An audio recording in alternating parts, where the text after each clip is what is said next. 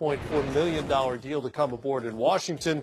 Pretty good for the Cavaliers, mostly coming off the bench. Did start some, like everybody did, over the course of the season. And he was huge in that Game 7 on the road in Boston when he had 19 points. And they weren't done there because just reported by Jared Weiss, Dwight Howard, who remember was traded by Charlotte to Brooklyn, bought out by the Nets, is headed to the Washington Wizards, who remember traded Marcin Gortat this offseason as well. Dwight Howard is apparently about to become a Washington Wizard. Well, hopefully very similar. We talked earlier about the Cousins situation, Jay. Maybe this buyout late in his career maybe humbles him a little bit. Now you get around John Wall and Bradley Beal, knowing that now the old Dwight Howard the last couple of years, you won the ball on the block.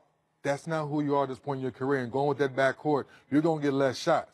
But if Dwight Howard comes rebounding, blocking shots, defensive-minded guy, I think he helps that team right away. You know, they're the team in the Eastern Conference that has quietly made moves to bolster their biggest weakness, which was their bench.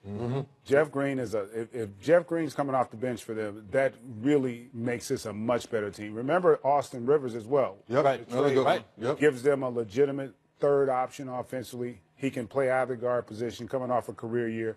And then the thing about Dwight, a lot of times he's at a point in his career where the system matters in terms of his ability to be effective.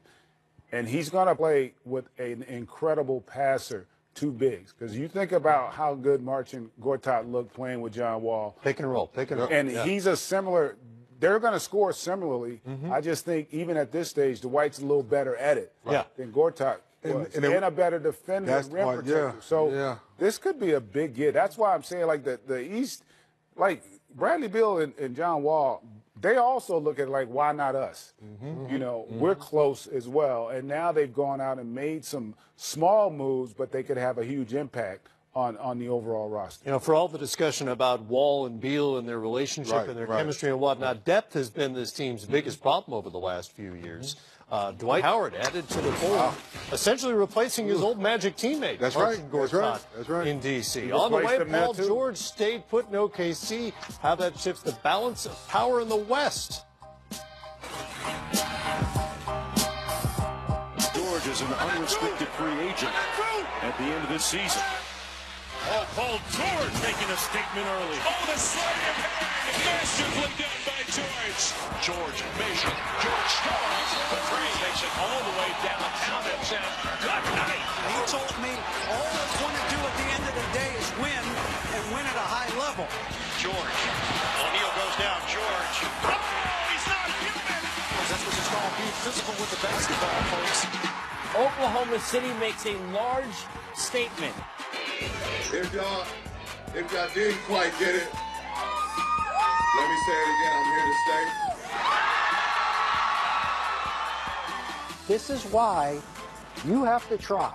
You have to try, because you don't get a chance to get a player this good that often. This is a team, if they could get it together and add another piece and get things going, they could be the third best team in the Western Conference. Okay, fine, make it anchor.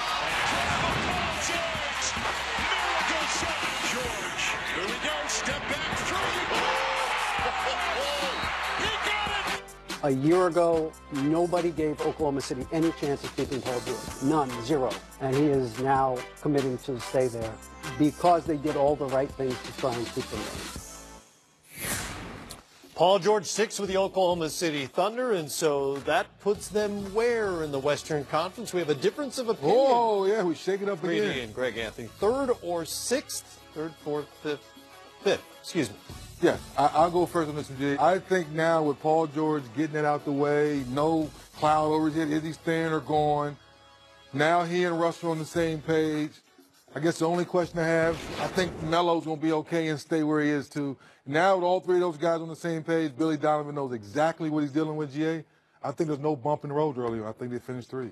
I think they should be better than they were a year ago.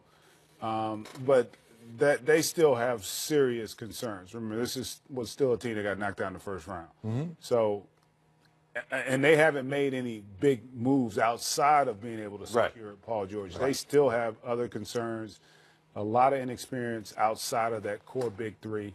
And so we got to see how that plays out. Roberson comes back healthy, hopefully. That's another one. That's another one too.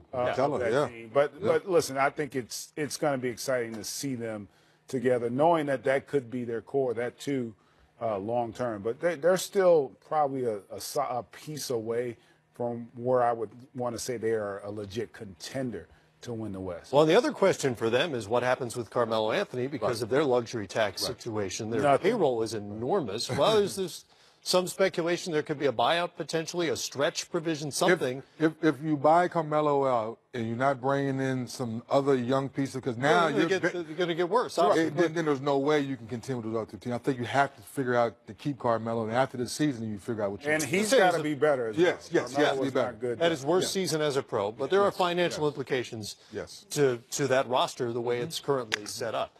All right, the LA Lakers, LeBron's there now. As we mentioned earlier, there's still not a guaranteed second superstar on that team. You kind of reversed them with Oklahoma City, the two of you, fifth or third. Yeah, my biggest problem with the roster is all the young talent. Until you can find me some more shot making, that lane's going to be clogged up. Right. With that starting lineup right there, until Lonzo Ball makes 10 threes and KCP, I love to death. Until KCP makes more threes, Ingram, he's shooting at 30%. It's like it's just not enough shooting right now for me to say this team could be a top 4 seed until they change the roster up a little bit. But they got that dude on their team. There is him. And he has a tendency to make a lot of other people better. And I think the challenge that's going to be presented to those young players that now that he's there, I think those guys are going to improve. And I think they're going to play better basketball. And don't discount the impact that Rondo is going to have, and Lance Stevenson. Mm-hmm. I think that he's a wild card in a lot of ways for that group. He's a guy he's proven he can score. He competes defensively. He's only been good in Indiana so far. Yeah. But I go back to him having an opportunity to be in that culture, playing with. He's never played with a guy like LeBron. Right. Played against him. But to that point though, LeBron in the playoffs. 85% usage rate with the basketball. That means 4 other guys are standing around. Lance Stevenson standing around, Rondo standing around. They're not that effective. But I don't think that happens because that again, we say 85% usage rate. It was a team that won 50 games. It wasn't a great every roster. team. I'm saying, but every not time the year LeBron, before when Kyrie was there, and the year they won it, it wasn't 85%. And neither one of those guys are Kyrie. Well, no, but Rondo is a world champ. And Rondo is a guy that's going to have the ball. Like LeBron, the whole thing with LeBron and that group this past season, he didn't trust them. And how could you trust them? Right. They had to go 7 to get through Indiana in the first round, right?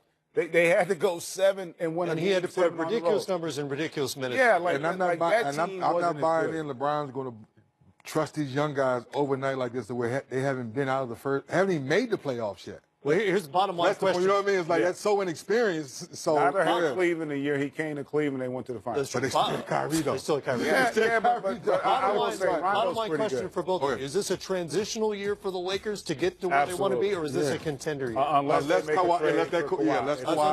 unless they make some more moves. And that's why he signed for you. Yeah. All right, more coming up here. Clint Capella is among the free agents who still don't have a deal done this summer, where he and some others are most likely going back to Houston next season. Well, don't spoil it.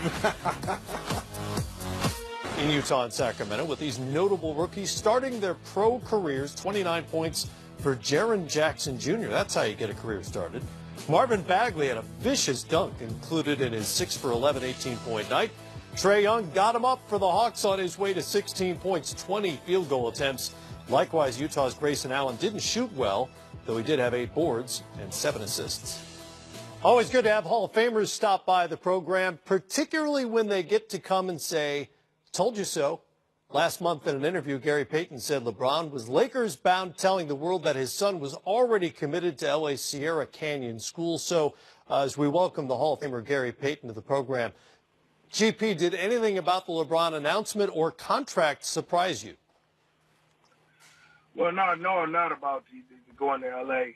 We all had a pretty good idea that that's where he wanted to go. His family always said that that they wanted to be in the sun, and he always had told him that his family is a big part of what he's going to do because they always been listening to him, and now he's going to listen to them. So we really, really thought about that.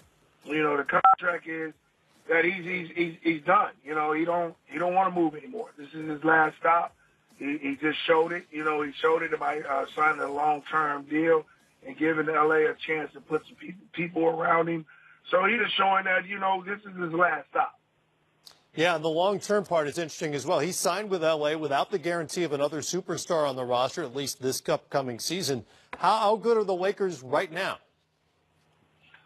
Well, you know, they're going to contend. You know, once you get him, people got to understand, they had won 27 games a year ago, and then this year they were 8+.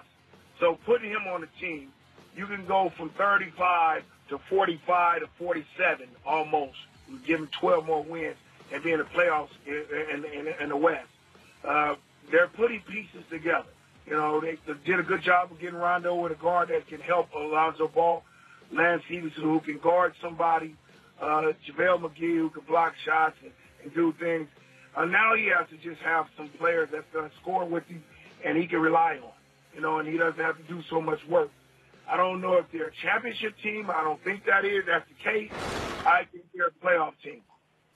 And, Gary, with that being said, what advice would you give LeBron, knowing that Cleveland's a small market from a media standpoint? Obviously, Miami has its market. But now you're going to L.A. They're expecting championships. What advice do you give him, knowing that you were the big man in Seattle going to L.A. with Shaq and all those things, but he's still the king of the hill? What advice to kind of get the Lakers back to championship? All I can do is just tell him to be himself. He has to go in there with the same mentality that he's been doing for the last, 8 years that he went to the finals for 8 years straight. He has to go in there and make everybody else better. I think if he makes everybody else better, you got to think about it. You're going to came to a Western Conference that's loaded. The Golden State and the Houston. They're going to be good, you know, so you're going to have to try to dethrone them, but you got to get players. This first year, you got to make them understand we're going to get better. We're going to be a 10+ more team, win 40, 45, 46 games, and then you're showing the light. The next year, you're going to have to be in contention of winning the championship. His mindset has to be, I'm going to get this team to be the best team it can be. You give me the right players, we're going to win basketball games, and we're going to contend for a championship. Gary, let's move over to the defending champs now, Golden State. What was your thought when they were able to go out and acquire DeMarcus Cousins? And when he gets healthy, what do you feel like he brings to the table? Well, a great basketball player. We didn't think that he was going to be in this situation. You know, just taking a mid-level exception, and then all of a sudden now going with the Golden State Warriors. If he comes back right, he would have to adjust his game. You know, DeMarcus likes to hold the ball at the top, shoot threes, and get to the bucket and spin and do things. But he got a lot of players around him now. He doesn't have to do that. I think he would have to get in on the block, face up guys, and you know, be that man. You know, that's the only thing Golden State missed was a big man. Now they got a true big man at 25 and 12 or 13 that can go. If he comes back from his Achilles injury and be the player that they want him to be and adjust his game and get down low and run with them, they're going to be an unstoppable basketball team. GP, before we let you go, obviously Kawhi Leonard is still out there. If you're any team in the league willing to take the risk to go after him, even if it's only for 1 year, which team to do it? Well, you would have to say either the Lakers or Philadelphia. Philadelphia will be a good team because you can take the risk. They'll still be good, and then you got to make sure that you can influence him to come back. This is a good team. We can win the East all the time. We can beat a lot of people. Then we can contend with the West, whoever in the West, if you be that player. And he has to bite into it. He has to be just almost like Paul George did. You know, Oklahoma didn't think that they could keep him, but he got with Westbrook. Westbrook convinced him, and he stayed. I think the Lakers are the same thing. You put him with LeBron and a couple of more pieces, and he's at home, he's going to do that. But, you know, San Antonio has to get the right players for him. And if the Lakers want to make that move and they want to keep him, they don't have any problems because he wants to be there. So that's the team that, you know, has to make the sacrifice and say, are we going to give some of these young players away and some draft picks, and then think about, are we going to win a championship in year 1 or year 2, and they got to make that decision. That's the Basketball Hall of Famer and free agent prophet, Gary Payton. GP, good to talk to you as always. We'll see you soon. Thank you, guys. More coming up. Kawhi Leonard remains a Spurs, still under contract for 2018-19, and that's kind of all there is to report, but we'll talk about him anyway. Next.